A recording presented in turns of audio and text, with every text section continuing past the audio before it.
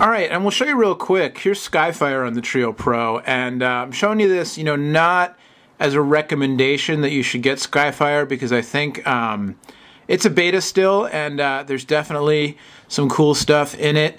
And, you can watch the Skyfire videos we did a few weeks ago, or I guess it was longer than that now, a month or so ago, to find out more about Skyfire. But just to show you the capabilities of, even what I've been calling in this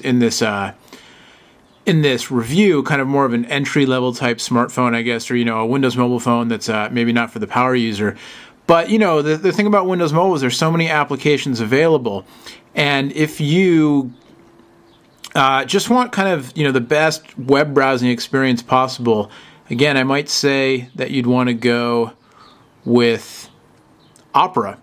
But one of the cool things that Skyfire can do is it can handle Flash content, and it can handle streaming media. And so here's Hulu on the Treo Pro on, this isn't some trick. This is Hulu.com live on the Treo Pro on Skyfire Beta. And we'll do a clip here from, we won't do that one, from Lie to Me. I've never watched this show. I don't know if it's any good. But I didn't want to get into any, any content there that might not be suitable for the family. And so here it is, streaming live. We'll zoom in. The following program is brought to you with limited commercial interruption by the University of Phoenix. A little free ad for University of Phoenix there. Sorry about that. And here you go. Here's live streaming Hulu content running on the Treo Pro over Sprint's network. Not perfect, a little bit of stuttering. I'm wondering, on a Wi-Fi connection might be a little bit better. Are you kidding? I finished my last final and took the first flight I could get. They're gonna freak out. Yeah, definitely a little bit of buffering. But anyway, it works, and it's crazy the stuff that you can now do on these devices. So, there's some nice Windows Mobile rendering issues. Isn't that special?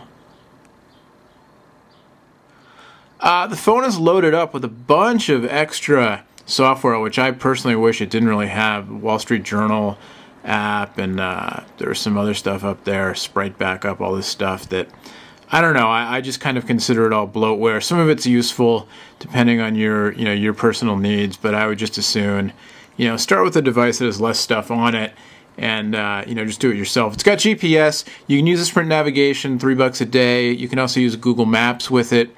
It's Sprint TV compatible, Sprint Music Store compatible, so you can get to all the Sprint goodies. So we'll show you a little Sprint TV right now, a little demo of it.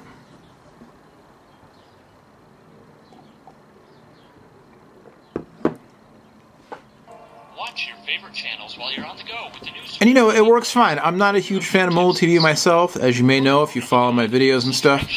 But if you are, the service works. Relatively zippy. The connections are good, and you can get your mobile TV on if you're willing to pay for it. So that's all right. Let's see what's happening on. Let's see what's happening on the NFL Network. NFL 2003 review. There you go. I mean, if you don't need another reason to sign up for mobile TV, it's right there. NFL 2003 review. You can catch up on what happened 6 years ago in the NFL.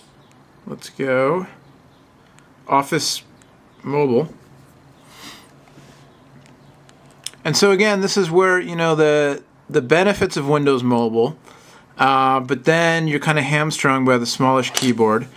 I personally found that I wanted to just try typing with just the very tips of my thumbs or my fingers.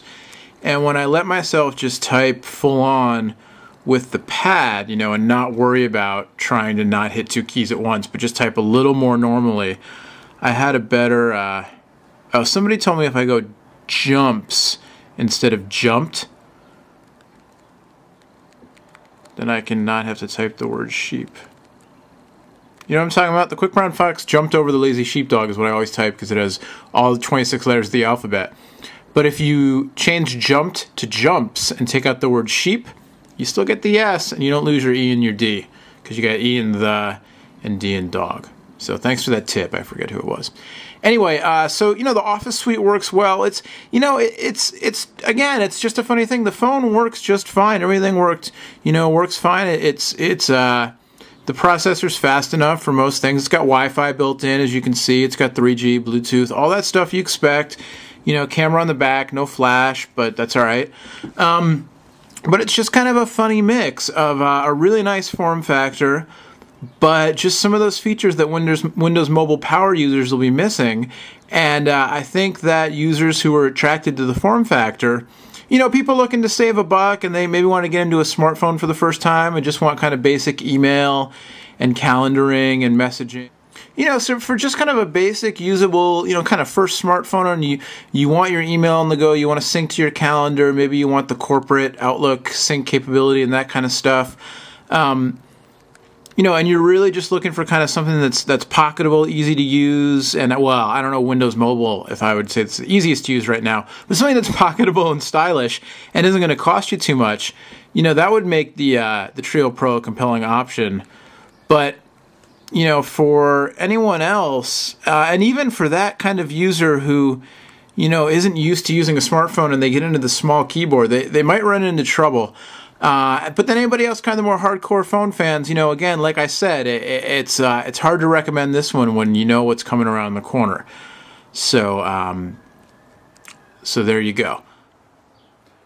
So, overall, I have to say that the Treo Pro is an interesting device. It's kind of hard for me to recommend it at this point, just because there's this whole new wave, like we said at the beginning, of devices coming out. Both, the Palm Pre, obviously, the next wave of Palm and Sprint devices, their new flagship, and then a new wave of Windows Mobile phones coming out that are either going to launch with 6.5 or 6.5 ready. So the Treo Pro kind of slots in a funny place. It's not quite a powered user's phone, I don't think, because of the size and resolution of the display and the size of the keyboard. It's kind of more like a Centro that runs Windows Mobile. But then again, its price point and its form factor make it kind of attractive. It's much more pocketable than an HTC Touch Pro. It's less expensive as well. And unless you're doing really hardcore work on it, it'll work fine for 6.1. So I think if you're if you really need a new Windows Mobile phone right now and you like the small form factor, or if you're just looking for a smartphone that can connect to maybe to your Exchange server, and you want something that you can plug headphones into. It's got that, like I said, 3.5mm headphone jack on the bottom, so you can listen to music and stuff. And you're on Sprint, or you like Sprint because the service works well in your area and their price points are obviously attractive. That's how I could see the Treo Pro being for you. But for the hardcore phone geeks, I'd say, let this one go and, take it as hopefully a sign of more good stuff to come from Palm and Sprint in the very near future. Or, wait for the new round, like I said, of HTC and other devices coming out with Windows Mobile 6.5, hopefully very, very soon. Alright? So till next time, I'm Noah from PhoneDog.com. Thanks for tuning in. Don't forget, we're going to be at CTIA in Las Vegas. We meaning me. I'll be out there starting Tuesday, March 31st. All the news, all the new phones, all the crazy stuff from the desert. So tune in, and in the meantime, head on over to our new Facebook page. Facebook keeps redesigning stuff. We'll try to keep up with him, but the One Pod Bandit still works. So go spin, you might win a phone. All right, till next time, we'll see you later. Thanks for watching.